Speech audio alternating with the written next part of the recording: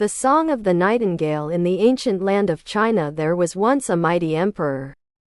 So great was his power that no man might approach him except on bended knees.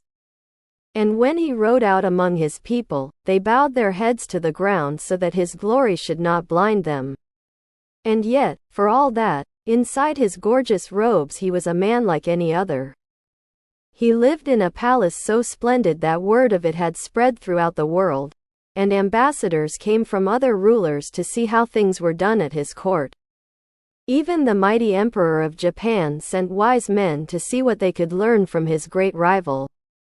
As these wise men drew near to the emperor's palace, night was falling and they passed into a dark wood. In the wood lived a nightingale, and the sweetness of its singing stopped them in their tracks. How powerful this great emperor must be, they said. For even the birds in his forests sing more sweetly than any other birds in the world. For many weeks the wise men stayed at the emperor's court, marveling at the splendor around them, at the jeweled throne and the painted dragons and the shining roofs where every tile was covered in gold.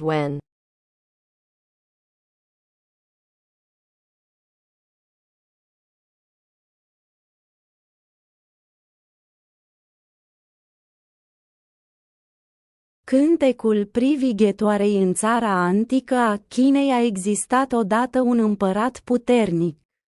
Atât de mare era puterea lui încât nimeni nu putea să se apropie de el decât în genunchi îndoiți.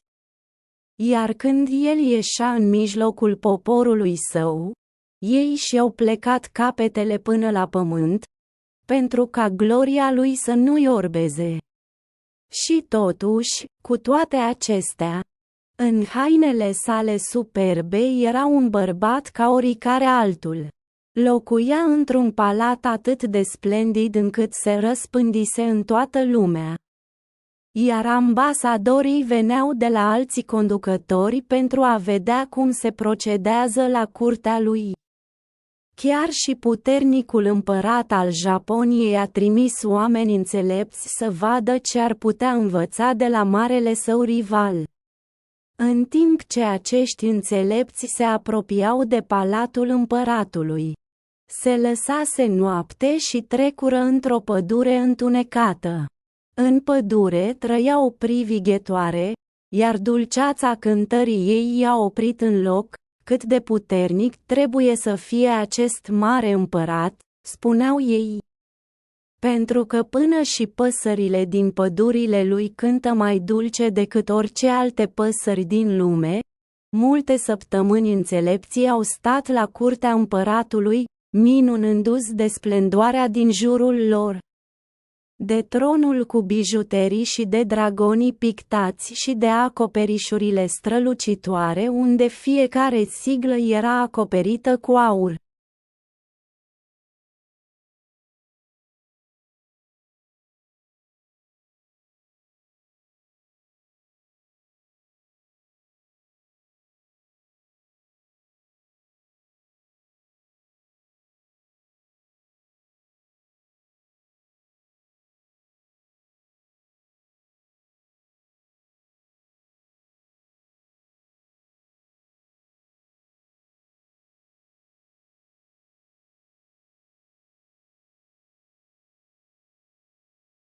At last the time came for them to eat home.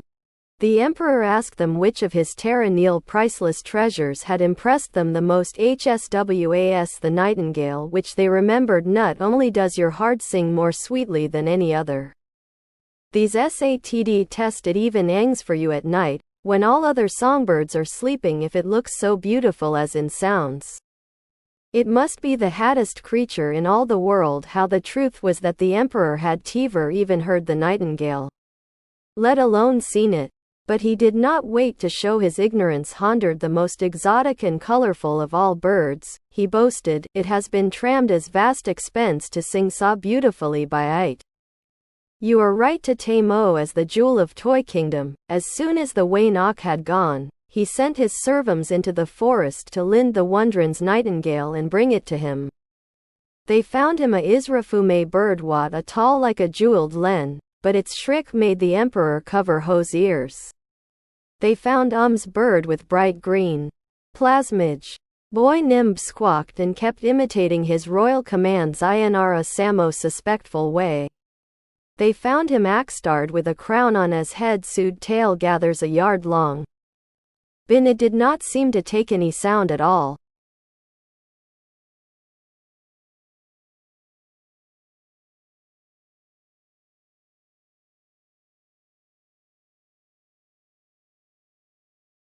Potrivit legii, a venit vremea să mănânce acasă. Împăratul i-a întrebat care dintre comorile sale neprețuite i-au impresionat cel mai mult decât privighetoarea de care și-au amintit. Nu numai că hardul tău cântă mai dulce decât oricare altul, aceștia testează-l chiar și pentru tine noaptea, când toate celelalte păsări cântătoare dorm, dacă arată atât de frumos ca în sunete. Trebuie să fie cea mai urâtă creatură din toată lumea. Cum adevărul era că împăratul auzise chiar și privighetoarea. Dar amite l-am văzut, dar nu a așteptat să-și arate ignoranța oferind cea mai exotică și colorată dintre toate păsările. El s-a lăudat că a fost considerată o cheltuială uriașă să cânți frumos până la noapte. Ai dreptate să îmblânzești o bijuterie a regatului jucăriilor. De îndată ce scăderea ocului a dispărut, el și-a trimis servams în pădure pentru a agăța privighetoarea Wondrance și o aduce. L-au găsit o pasăre izrafume care era înaltă ca un len cu bijuterii, dar zgomotul ei l-a făcut pe împărat să-și acopere urechile. Au găsit o pasăre cu verde strălucitor, plasmage. Boy Nimb zgâiat și a tot imitat poruncile sale regale în Rasamo mod suspect. L-au găsit axtărt cu o coroană pe care capul a dat în judecată.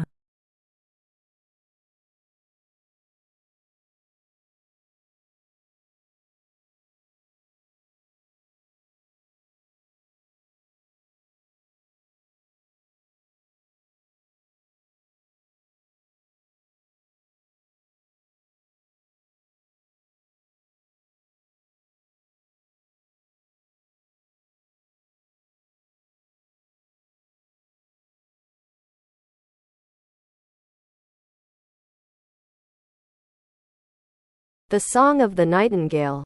At last the servants were forced to tell the emperor the awful truth. They brought him a plain brown little bird, sitting disconsolately in its wicker cage. And pressing their foreheads against the marble floor they murmured, "Great Emperor!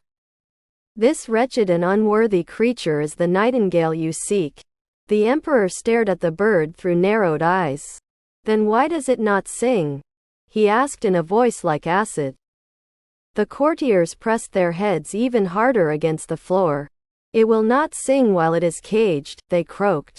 "Then set it free," said the emperor, with trembling fingers. The servants opened the cage and watched as the nightingale flew out through the palace window. There was a gasp of horror. But once outside, the bird perched upon the branch of a blossoming tree and began to sing. As the clear notes drifted through the palace rooms, a great quietness fell over all the anxious courtiers. It seemed that every joy and sorrow in their hidden hearts found an echo in the beautiful sound. It spoke to them of things more precious than fine robes and jeweled baubles. Even the emperor felt his heart touched. He forgot that he was a great emperor and remembered only that he was a man.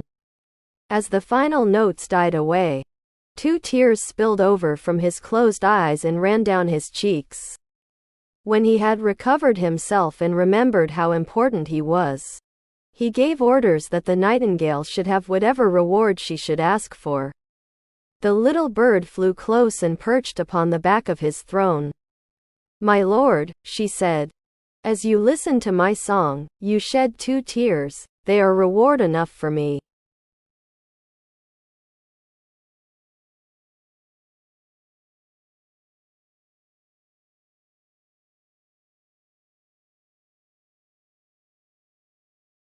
Cântecul orei GHTINGULEUI.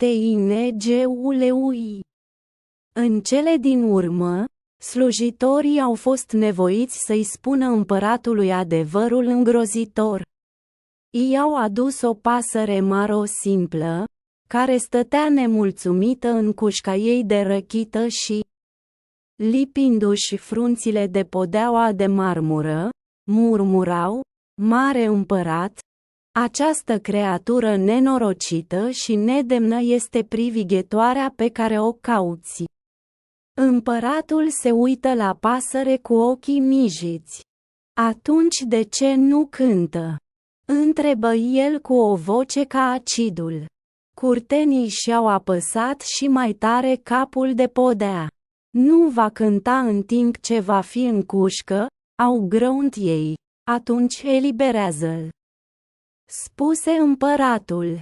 Cu degetele tremurânde, servitorii au deschis cușca și au privit cum privighetoarea zbura pe fereastra palatului.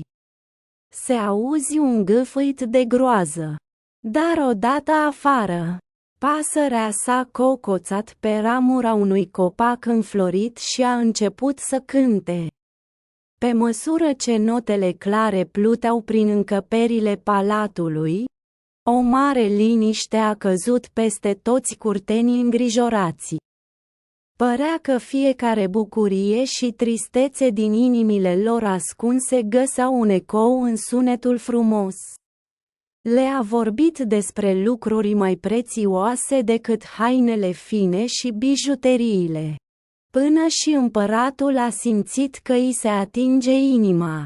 A uitat că era un mare împărat și și-a amintit doar că era bărbat. Pe măsură ce notele finale s-au stins, 2 lacrimi s-au revărsat din ochii închiși și i-au curs pe obraj, după ce și-a revenit și și-a amintit cât de important era. A dat ordine ca privighetoarea să aibă orice răsplată pe care ar trebui să o ceară.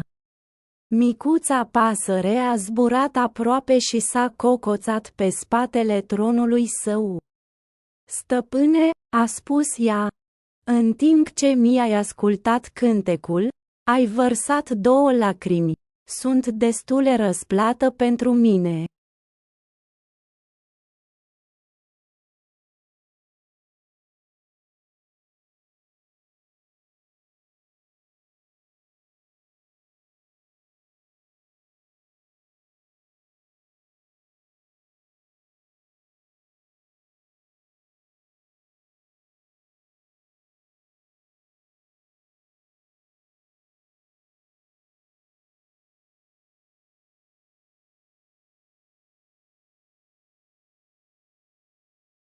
The emperor timely at the plain, brown bird it had brig mt elegant eyes some nights, he said softly, I cannot sleep if you will sing to me in the long dark hours when my life seems meaningless. I will give you wealth beyond your wildest dreams. I have no need of wealth, said the nightingale, yet I will come when you have need of me. For the sake of the 2 tears, and so it was that the nightingale came to live in the palace gardens each night she sang to the emperor when he could not sleep. And her sweet song soothed him and brought him great comfort. Far away in Japan, the wise men returned and told their master of the great emperor of China, with his splendid court and his marvelous singing bird. Now there was in Japan a most skillful craftsman who made wonderful mechanical toys. The Emperor of Japan ordered him to make a nightingale. The craftsman asked the wise men what the bird looked like and how it sang. They managed to play for him on a flute some notes of the song. But as for its looks, they had never actually seen the bird. However, they did not like to admit that. It is the most exotic and colorful bird in all the world, they told him. Put in as many rubies and emeralds and diamonds as you can. The craftsman brought to the Japanese emperor a jeweled bird of surpassing beauty. It had bright eyes made of diamonds, sweeping tail feathers of rubies, and wings covered in emeralds which flapped as it sang. It sat on a perch inside a golden cage, and in the jeweled base of the cage was the music box which made it sing. The Emperor of Japan put the gold cage inside an inlaid ebony casket, wrapped it carefully in a cloth embroidered with pearls, and sent it to the Emperor of China. 10.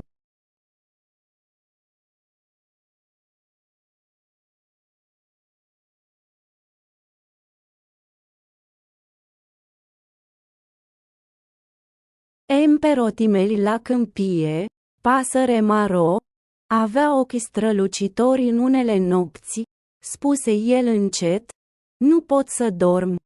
Dacă îmi vei cânta în orele lungi și întunecate când viața mea pare fără sens.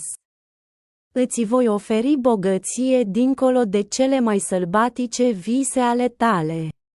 Nu am nevoie de avere, a spus privighetoarea, totuși voi veni când vei avea nevoie de mine. De dragul celor două lacrimi, și așa a venit privighetoarea să locuiască în grădinile palatului în fiecare seară îi cânta împăratului când nu putea dormi. Iar cântecul ei dulce îl liniștea și îi aducea mare mângâiere. Departe, în Japonia, înțelepții s-au întors și i-au spus stăpânului lor despre marele împărat al Chinei.